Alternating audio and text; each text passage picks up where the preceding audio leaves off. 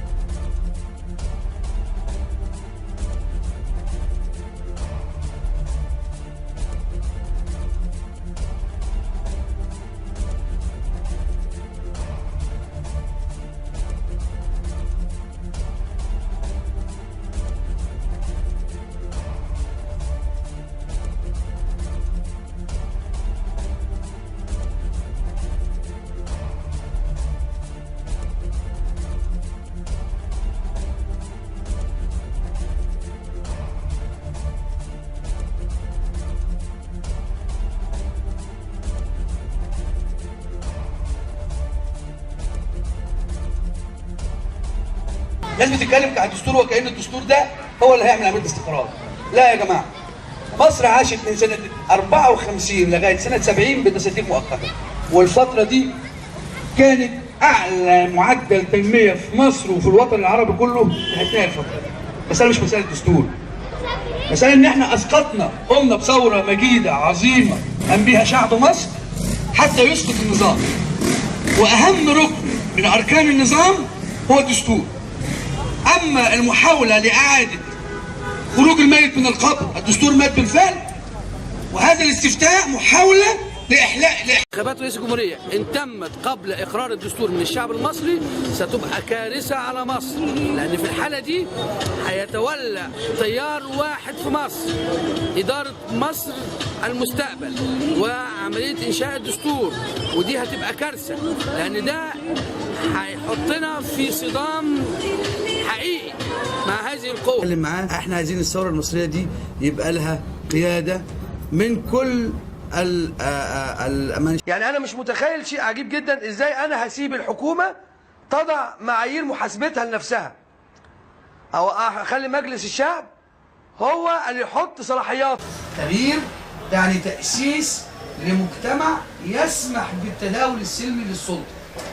مفهوم الدولة ذات المرجعية الدينية أو الدولة الدينية طبعا معروف إن هي أي حد في الدنيا بيتكلم باسم الدين ويعتبر إن مرجعيته الرئيسية هي الدين، فإذا لن يسمح بالاختلاف، يعني حد في الدين هيعترض مع الدين مش ممكن. الكل يتكالب على مصر القادمة، وهناك خطر حقيقي في أن تعود مصر البوليسية مرة أخرى، وهناك خطر حقيقي في أن تعود زمرة الحزب الوطني والرأسمالية الطفيلية التي لا تنتج أصلا، هناك خطر حقيقي لعودتها إلى سدة الحكم في مصر، وده سببه الحقيقي إن إحنا مش موجودين في المشهد أو متفككين وغير قادرين على أن نبرر مشروعنا الثوري في تنظيم أو في كيان قادر على تحريك كل قوى الثورة. وللأسف الشديد ما كان يمارس سابقا ضد الأحزاب السياسية اللي كانت موجودة هو الذي يمارس الآن بنفس الطريقة مع كل قوى الثورة.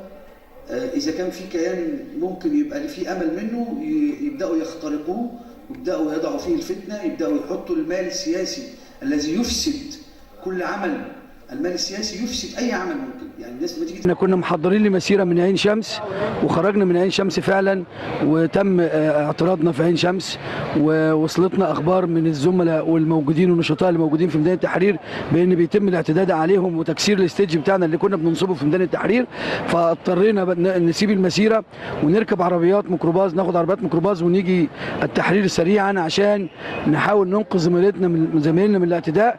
فواحنا داخلين من طلعت حرب من هنا بداوا يقابلونا بالاعتداء هنا في طلعت حرب عشان ما نخشش كمجموعه. احنا كنا داخلين حوالي 50-60 واحد مع بعض، اشتبكنا معاهم بالطوب لغايه لما رجعناهم ميدان التحرير، وكان زمايلنا في اللحظه دي مشتبكين معاهم في محمد محمود، وفضلنا في حاله الاشتباك لغايه لما طلعناهم من الميدان تماما. هم بيستخدموا الطوب، بيستخدموا قنابل غاز ما نعرفش جايبينها منين، وقنابل اسمنتيه ما نعرفش. قنابل اسمنتيه فيها مسامير كانوا بيضربونا بيها، واغلبنا احنا عندنا اصابات كتيره جدا في التيار الشعبي وبعض القوى المدنيه. احنا استبسلنا تماما وبدانا نستخدم ضدهم الطوب اللي كانوا بيحدفوه علينا، لان ما فيش طوب. لذلك ما تلاقي طلعت حرب هنا ما تلاقيش فيه الرصيف بتاعه سليم، احنا بدليل ان احنا ما كسرناش طوب عشان نقدر ندافع بيه عن نفسنا. كنا بنستخدم الطوب اللي بيتم الالقاء علينا بيه وبنضربهم بيه لغايه لما خرجناهم من الميدان. كان الكلام ده حوالي الساعه 2:30 3 تقريبا او 3:30. خرجناهم من الميدان ووصلناهم لغايه اول عبد المنعم رياض. بعد ما خرجوا اول عبد المنعم رياض جمعوا نفسهم تاني، اللي كانوا واقفين عند قصر النيل واللي عند عبد المنعم رياض جمعوا نفسهم تاني وبداوا يطلقوا علينا قنابل غاز ويطلقوا علينا مولوتوف ويطلقوا علينا طوب ويجوا علينا بسنج ومطاوي، وبعضنا متعور بمطاوي يعني.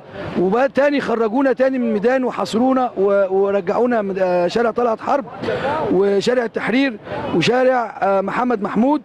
وبعد ما بعد الساعه 4:30 تقريبا، بعد الساعه 4:30 ما اشتد الصراع ما بيننا وبينهم كقوه مدنيه، وهم تيارات راديكاليه يدعوا ان هم اسلاميين ولكن هم مش مسلمين ولا هم لهم علاقه بالاسلام. بدليل ان لما اقيمت احنا بدانا نأذن لصلاه العصر عشان نعمل هدنه، وصلينا العصر في قلب الميدان. واحنا في اللحظه دي كنا مسيطرين على الميدان، على نص الميدان.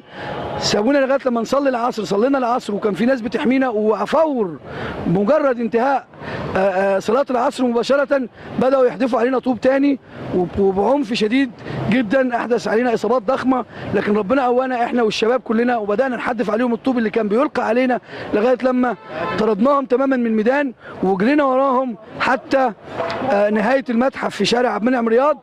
وحتى في بعض الشباب اشتبك معاهم في عبد المنعم رياض وتم حرق سيارتين اتوبيس من سيارات النقل اللي كانت بتنقلهم. السيارتين دول تابعتين الى محافظه بورسعيد، واكتشفنا ان كل الاتوبيسات اللي كانت نقلاهم كلها بلا استثناء جايه من الشرقيه ومن المنوفيه ومن الدقهليه ومن بورسعيد ومن الاسماعيليه ومن المحافظات المجاوره كلها.